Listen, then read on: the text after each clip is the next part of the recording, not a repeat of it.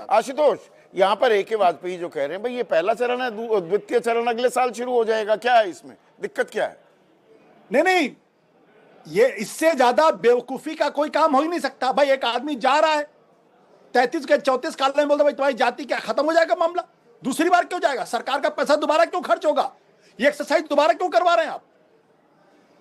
भाई आप 33 सवाल पूछ रहे हैं, 34वां सवाल भी जोड़ लीजिए उसमें, 35वां सवाल भी जोड़ लीजिए उसमें, एक बार में सारा काम निपट जाएगा। या दरअसल इसमें कहीं ना कहीं परिसीमन की प्रक्रिया जो है, डीलिमिटेशन एक्सरसाइज है इसके अंदर, इसकी तह में जो खेल है पहले वो करवाना है। ये जातिगत जनगणना उसके बाद होगी, वो दूर की कौड़ी हो जाएगी। संदीप एक बात आप समझ लीजिए, जब नीतीश कुमार ने जातिगत जनगणना की रिपोर्ट पब्लिक की थी, उस दिन प्रधानमंत्री जी ने कहा था ये पाप है।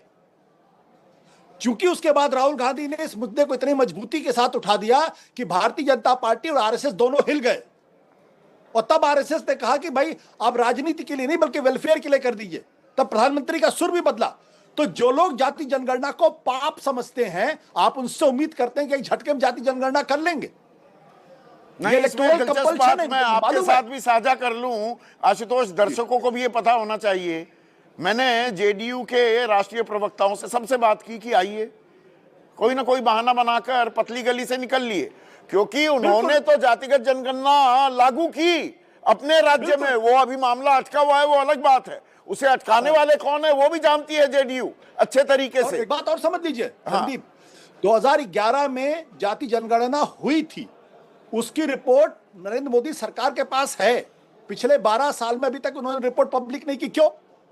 नहीं, इसमें तो देखिए इस हमाम में सभी नंगे हैं। कांग्रेस भी वो रिपोर्ट 2013 के अंत में 2014 के शुरू में कर सकती थी सार्वजनिक। बट कांग्रेस को मैं इसलिए बेनिफिट ऑफ डाउट दूंगा कि कर्नाटक के अंदर उन्होंने जाति जनगणना करा ली है, तेलंगाना के अंदर वो करवा रहे हैं, करवा ली गई कम से कम, जहां तक मेरी जानकारी में। ठीक है, मोहित शुक्ला है हमारे दर्शक, वो कह रहे हैं मकान की ईंट गिन लेंगे लेकिन जाति गिनने के लिए दोबारा आएंगे। गजब व्यवस्था। मतलब मैं इसीलिए फर्श में इस्तेमाल सामग्री, एक सेकंड विनोद अग्निहोत्री से पूछ रहा हूं, दीवार में इस्तेमाल सामग्री, छत में इस्तेमाल सामग्री, सबकी जानकारी लेंगे। जाति पूछ लो भाई। एक कॉलम और जोड़ना है उसमें कि भाई किस बिरादरी के हो। देखिए मैं बताऊं इसमें दुविधा क्या है, समस्या क्या है। सौरभ मालवीय जी की भी वही दुविधा है, वही वाजपेयी जी की दुविधा है। दरअसल राष्ट्रीय स्वयंसेवक संघ जाति जनगणना को मन से स्वीकार नहीं करता, भारतीय जनता पार्टी भी उसी लाइन को टो करती है। ये अलग बात है कि बिहार में दबाव में नीतीश कुमार के साथ प्रतिनिधिमंडल मिला था तो उसमें बीजेपी के लोग भी शामिल थे।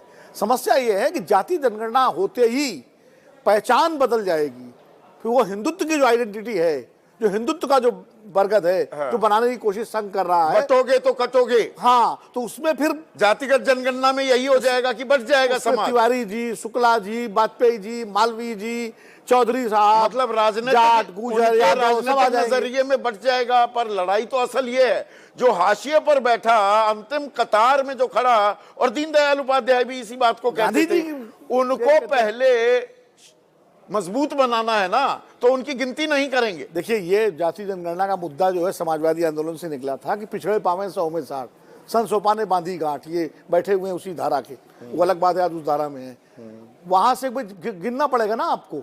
तभी उसी दबाव में 2011 में हुई थी जनगणना, क्योंकि तब यूपीए की सरकार में ये समाजवादी जो गुट थे वो काफी प्रभावशाली थे, हुई। अब नहीं, उसको उस वक्त विरोध किया जा रहा था इस जनगणना का, मुझे अच्छी तरह याद है। हाँ। तमाम बैठकें हुई थी तो विरोध हुआ, और इसलिए वो सार्वजनिक नहीं हुई, जानकारियां आई थी। कांग्रेस के भीतर भी एक बहुत बड़ा तबका है जो बिल्कुल नहीं है। राहुल गांधी की एक मुद्दे को एक अपना मुद्दा बनाया है, लेकिन कांग्रेस की भी अपर कास्ट लीडरशिप है, वो इसके पक्ष में। पर ये जैसे 2024 में धुरी बन गया था लोकसभा चुनाव से पहले ये मुद्दा, ये फिर से राजनीति ने एक नई अंगड़ाई ले ली है क्या, और फिर से ये लड़ाई शुरू होने वाली है क्या? ये इसको कराना तो पड़ेगा, क्योंकि मुद्दा भी है और सरकार का कमिटमेंट भी हो चुका है। आप पीछे हटेंगे तो 2029 में कीमत चुकानी पड़ेगी फिर। नहीं, उसके लिए सवाल पूछने होते हैं ना। हाँ। भाई हमने एबीपी न्यूज पर सीधा सवाल में हमने सवाल पूछे कि जो जज संभल में सर्वे कराने की तो बदल गए का फैसला सुनाते हैं, रात को वो होता है, वहां हिंसा हो जाती है, वही जज दोबारा से सीजेएम बनाकर कैसे लाया जा रहा है? तो बदला जाता है ना। बदला गया, बिल्कुल बदला गया, तो क्रेडिट है आपको। हाँ, कि आपने उस मुद्दे पर चर्चा की और उस चर्चा के बाद इस पर जोर दिया और वो चेंज किया गया। मुझे लगता है जाति जनगणना का मुद्दा है, चूंकि आप जैसे आशुतोष ने उदाहरण दिया मोदी जी वाला, अर्बन नक्सल कहा गया, तो मन से पक्ष में बीजेपी भी नहीं थी, संघ भी नहीं था, लेकिन सामाजिक दबाव इतना है कि उनको ये इसके लिए हाँ करना तो पड़ा। पिछले अच्छा, साल हाँ करने के बाद अब ना ये क्यों हुआ? ना नहीं है ये, मुझे लगता है थोड़ा टालने की है, टाइम बाइंग है कि उसके बाद कोई रास्ता ऐसा निकालो कि कुछ बीच का रास्ता निकले, ये टाइम बाइंग है। वरना तो जब मकान की ईंटें गिनी जाएंगी, मकान में मोहरम लगी है, बदरपुर लगी है और राखी कहांगी, सीमेंट तो ये फिर से मुद्दा, ये तो बोतल से जिन बाहर फिर से निकल गया है। आरक्षण का पिछड़ा कार्ड यहां से फिर से खेला जा रहा है। कमंडल की काट के लिए मंडल को फिर से इस्तेमाल करने का क्या वक्त आ गया है?